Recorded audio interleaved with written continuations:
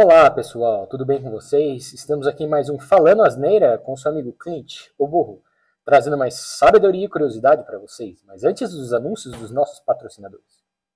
Cri, cri, cri. Por enquanto não temos patrocinadores, pessoas. Estamos aqui na raça com a cara e a coragem.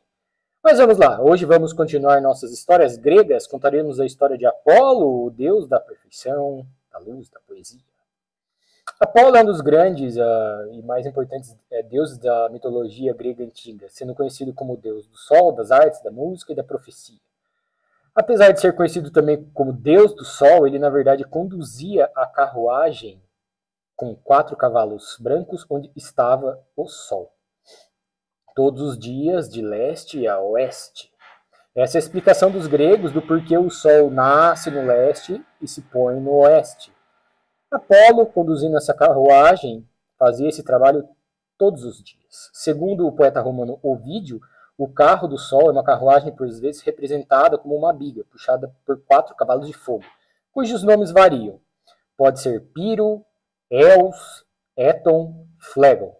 Já segundo Eumélio de Corinto, o nome dos cavalos são 2 machos e 2 fêmeas, né? Eos e Etíope, e o das fêmeas são Bronte, a trovoada, e Sterope, o relâmpago. O Sol, na verdade, seria a figura do titã Hélio. Hélio é filho da titânide Teia e do titã Hiperião. Ambos são filhos de Urano e Gaia. Teia é a titânide da luminosidade, sendo ela quem concedeu essas pedras preciosas para as divindades siderais. Hélio, que seria o titã que representa o Sol, Selene, a titânide da Lua, e Eos, a titânide do alvorecer ou amanhecer. Tá, mas e Apolo, Clint? Vamos voltar a Apolo. Voltemos a Apolo. Agora vocês já sabem quem é Hélio, mas por que Apolo também é chamado de Deus do Sol? Porque era ele que conduzia, como eu falei, a carruagem que tinha Hélio, que é o Sol. Apolo é filho de Zeus, o rei do Olimpo, e Latona, em romano, ou Leto, a deusa do anoitecer. Apolo é irmão gêmeo de Diana, ou Artemis, a deusa da caça. Acontece que nessa época, em que Zeus se envolveu nesse romance com Leto, ele já estava casado com a deusa Hera. E Hera, obviamente, quando ficou sabendo, não gostou nem um pouco da história. Ficou furiosa ao saber da traição e prometeu seguir sem descanso Leto, e que acabaria com as crianças do seu ventre e qualquer um que desse abrigo a ela. Inclusive, pediu ajuda de sua vovó, Gaia, que enviou a serpente Piton para devorá-los. Leto, então, não podia ter descanso. Se ela aparecesse em algum lugar, o lugar da Terra seria destruído pela fúria de Hera, ou ela seria devorada pela gigante Piton. Então, ela passou praticamente os 9 meses de gestação andando, correndo, né, de um lado para o outro.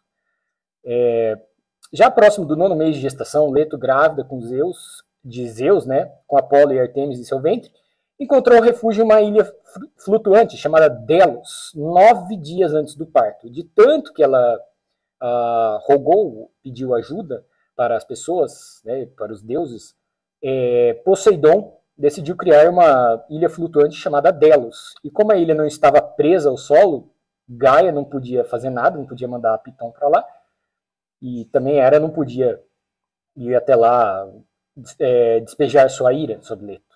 E foi lá que ela deu à luz a seus 2 filhos. Após seu nascimento, Apolo bebeu o néctar dos deuses e comeu ambrosia, os alimentos que davam imortalidade e força aos deuses do Olimpo. Depois disso, Apolo deixou de ser um bebê e praticamente já tinha o corpo de um homem adulto. Apolo ganhou 2 presentes de seu pai Zeus, um arco e flecha, né, o arco e a flecha, mágicos, feitos por Hefesto, o deus ferreiro, ou vulcano para os romanos. Mais tarde, com seus filhos já adultos, Leto decide que é hora de deixar a ilha de Delos com os mesmos. Os 3 vão para Delfos. O problema é que, ao pisarem em Delfos, eles ativam o GPS da serpente Piton, que ainda estava à caça dos 3. Piton segue o sinal como se fosse um míssil teleguiado até Delfos. Leto estava lá, já tinha esquecido que tinha alguém perseguindo eles, achou que estava tudo bem. Estava lá próximo ao Monte Parnaso, em Delfos, observando o pôr do sol, quando de repente Piton arma o bote para abocanhá-la. Foi quando Apolo, um exímio manejador do arco, disparou 3 flechas em Piton. Uma no olho, uma no peito e outra na boca da serpente. matando a gigantesca criatura. A partir desse dia, Leto, Apolo e Artemis estavam livres para vagarem pela terra sem ser perseguidos por Piton. Porém, teve alguém que não gostou nada disso. Vovó Gaia, a bisavó de Apolo, pois Piton também era filha da Mãe Terra, né, a vovó Gaia. E como punição, no local onde matou a serpente, Apolo construiu o oráculo de Delfos e instituiu os jogos em homenagem a Piton, o adversário, né, chamados Jogos Píticos. O local onde Apolo matou Piton se tornou uma fonte de gases pela decomposição do corpo da serpente. Essa era a fonte que emitiu os vapores que permitiam ao oráculo de Delfos realizar suas profecias. No oráculo, as profecias eram feitas por quem? Por quem? Pela Pitonisa. Esse era o nome da sacerdotisa em homenagem a Piton. Esse local era visitado por cidadãos de todo tipo, da Grécia, do mundo antigo, né, para previsões, consultas e orientações. E estas eram enviadas por Deus Apolo por meio de Pitonisa, né? Apolo meio que dava a interpretação dos deuses para o destino dos humanos. A Pitonisa era uma mulher devidamente preparada para a sua tarefa de sacerdotisa. Essa posição não era herdada por vínculos familiares ou poderia pertencer a alguém por uma determinada classe social. Depois de escolhida, essa passava por um intenso treinamento assistido pela congregação de mulheres de Delfos, que zelavam pelo eterno fogo do tempo. Curiosidade que em 2012, o Instituto Nacional de Geofísica e Vulcanologia da Itália, por meio de pesquisas baseadas em tecnologias avançadas de alta precisão, detectaram pequenas emanações de gás metano de origem não bacteriana no local onde fica o oráculo, né, o oráculo de Delfos. Ainda existem as ruínas do oráculo lá. Essa revelação permitiu afirmar que o gás original da antiguidade era o metano. Portanto, havia um efeito de intoxicação no interior do templo. Isso poderia ser simplesmente devido à falta de oxigênio produzido pelas emanações de metano. Essa intoxicação era responsável por uma espécie de transe e alucinações, em que as pitonisas, por permanecerem ali muito tempo no local, né, se encontravam. E daí elas falavam frases que as pessoas interpretavam como se fossem as profecias dos deuses, né, do oráculo de Delfos. Apolo, além de ser deus da beleza, da perfeição, da harmonia, do equilíbrio, da razão, era também protetor dos pastores, marinheiros e arqueiros. E ele também é pai de Asclépio, ou Esculápio, o deus da medicina e da cura. Esculápio é filho de Apolo com a mortal Coronis, filha de Flégues, o governante da Tessália. Segundo o poeta romano Ovídio, não havia donzela mais formosa em toda a Tessália do que Coronis. Apolo estava completamente apaixonada por ela, né? Eles se tornaram amantes e um dia o Apolo ele tinha um corvo que observava as coisas na terra para ele. Era aquele que tudo via para Apolo. E o corvo viu deitado a Coronis com o jovem Ichis, filho de Elatus, e voou para contar para o seu mestre o que ele havia observado. Apolo, enfurecido, que não era corno manso e nem disposto a um relacionamento moderno, aberto, pegou uma seta de sua aljava e atirou a flecha. Com uma flecha ele matou os dois. Atingiu Coronis e Ichis. Arrancando a seta ensanguentada, Coronis bradou: ó Apolo, de certo que eu merecia essa punição, mas por que não esperastes até que eu desse a luz ao nosso filho? Agora ambos morreremos. Sim, Coronis estava grávida na época que foi morta por Apolo. Arrependido do que fizera, Apolo voou rapidamente para a terra, tentou ressuscitar Coronis, mas já era tarde demais. Com raiva do corvo, que foi um mensageiro, exatamente, as pessoas sempre matam o mensageiro, né? Não quem emitiu a mensagem, né? Transformou o corvo numa árvore preta. Numa árvore não, né? Numa ave preta. O corvo antes tinha penas brancas. E essa é a explicação porque os corvos são pretos e geralmente associados com mau agouro, porque ele transmitiu uma notícia ruim para Apolo. Pelo menos essa é a explicação dos antigos gregos. Então Apolo desceu dos céus, conforme falei, já tentou ressuscitar Coronis, mas já era tarde demais, e colocou o corpo da amada sobre a pira para ser cremado. Mas antes que as chamas consumissem o corpo de Coronis, ele retirou o filho ainda vivo do ventre materno utilizando uma faca. Esculápio nasceu de uma cesariana. Não foi Júlio César o primeiro a nascer de uma cesariana. como tem gente que fala, né? Aliás, o termo da cesariana não tem nada a ver com o fato de Júlio César ter nascido na cesariana. Vem do verbo encisar, que é cortar. Então, Apolo salvou o seu filho e o batizou de Esculápio. Esculápio foi levado para ser criado pelo centauro Quiron, que educou Esculápio na arte da caça, nas artes da cura e das ervas. Ele aprendeu todo o poder curativo das ervas e da cirurgia com o centauro. Adquiriu uma grande habilidade, inclusive fez o remédio mais potente, o melhor remédio que já existiu. Ele podia até trazer os mortos de volta à vida. Como isso alterava o equilíbrio entre o mundo dos vivos e o mundo dos mortos, Hades, que estava ficando... viu que as pessoas que morriam não estavam chegando ao seu submundo, pediu para que Zeus intercedesse, porque Esculápio estava mudando a ordem do universo. Somente os deuses eram imortais. Ele estava dando uma espécie de imortalidade para os mortais, os cidadãos comuns, o afegão médio. Então Zeus concordou que isso tinha que acabar e jogou um raio em Esculápio, matando.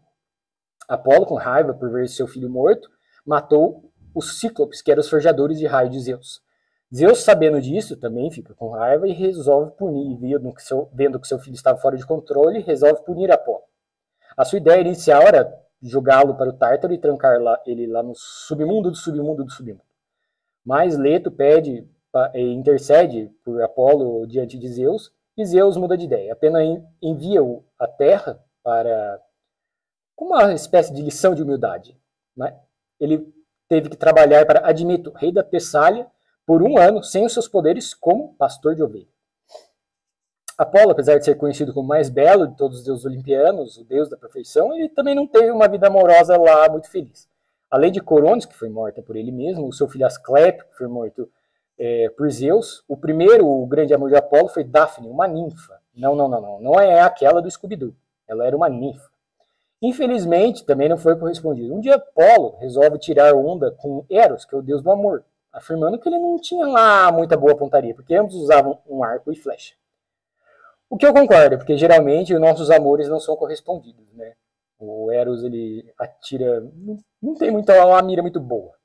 Eros usava, né, uma flecha de ouro para fazer as pessoas se apaixonarem e uma flecha de chumbo para fazer as pessoas rejeitarem a outra. O amor de Apolo e Daphne acabou sendo frustrado por Eros, que, com raiva das chacotas que sofria por parte de Apolo, o bullying, lançou uma flecha de chumbo contra a ninfa e que fez a ninfa rejeitar o deus. Enquanto em Apolo ele atirou uma flecha de ouro, o que provocava-lhe uma intensa paixão, um intenso amor por Daphne. Conforme Apolo mesmo, com toda a sua beleza, se aproximava com juras de amor, Daphne virava e saía correndo. Depois de ser incansavelmente perseguido por Apolo, o primeiro caso de stalking da mitologia grega, ela foi alcançada e abraçada por Apolo, e Daphne, que não tinha nenhuma medida protetiva contra Apolo, Daphne suplica por ajuda, então, para quem? Para seu pai, Peneu, que era uma espécie de ninfo, entre aspas. Seu pai, então, transforma Daphne em um loureiro, e essa é a origem da árvore das folhas de louro. A ninfa virou um loureiro. Apolo, ainda apaixonado, continuou a adorar Daphne, e declarou, então, que o loureiro seria uma árvore sagrada. E os vencedores dos jogos píticos, em homenagem a Piton, receberiam uma coroa com folhas de louro. E Apolo também passou a usar folhas de louro para adornar sua cabeça, sua líria, sua aljava e etc. Apolo ainda teve mais 2 amantes, homens. Isso mesmo, homens. Na Grécia e Roma Antiga não eram raros casos de homossexualidade. O primeiro foi Jacinto, que foi morto em um acidente de caça por Apolo, que para honrar seu amante teve seu corpo transformado em flor, do mesmo nome, a flor de Jacinto. O segundo homem com quem Apolo se envolveu se chamava Ciparisso, que teve o seu animal favorito, um cervo, também morto por acidente por Apolo. Apolo também falou de Eros, mas parece que ele não era muito bom de mira, ele já matou aí 2, por engano. Né? Ciparisso implora para que Apolo o mate, porque o seu animal de estimação tinha morrido. Apolo, então, decidiu transformar em uma árvore, o cipreste. E essa é a origem da árvore cipreste. Bom, pessoal, por hoje é só. Espero que vocês tenham gostado mais sobre as histórias de Apolo, o deus do sol, o deus da luz e muitas outras coisas. Voltaremos com mais histórias gregas na semana que vem. Um grande abraço e tchau!